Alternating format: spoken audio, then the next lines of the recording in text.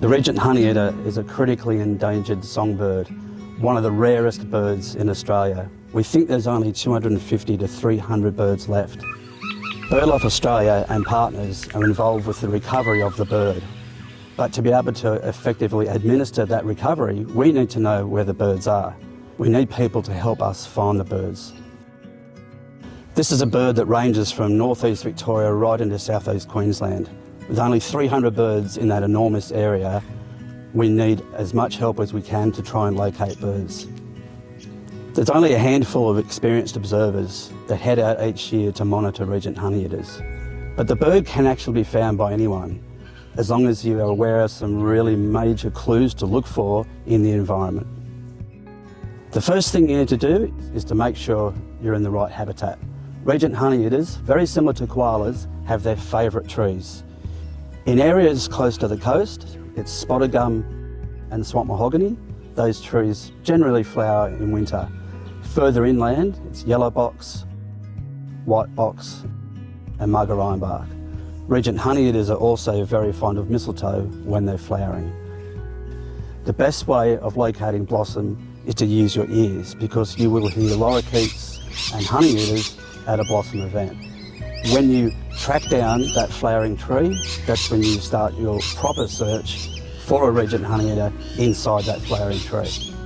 The best thing to do before you even get your binoculars out is to just assess what is happening in that tree. Generally speaking, the larger honeyeaters like noisy firebirds or red wattlebirds, they'll be trying to command the canopy of the tree. Smaller honeyeaters like yellow-faced or scarlets will be underneath them. Regent Honeyeaters are actually mid-sized between those smaller honeyeaters and the larger ones. So just standing back and looking for a bird that's in between the size of these smaller honeyeaters and the larger ones is a really great way of looking for Regent Honeyeaters even before you use binoculars. So because Regent Honeyeaters are attracted to these flowering trees full of nectar-loving birds, there's going to be a cacophony of sound in these trees. So what you've got to do is hone your ear into the call of the Regent Honeyeater. It's actually quite a unique call. It's a bit of a soft chuckle with a bit of bill clapping thrown in.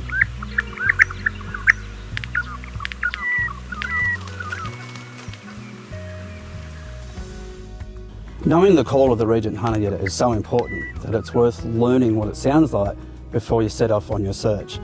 You can hear the call on the BirdLife Australia website or on various bird apps.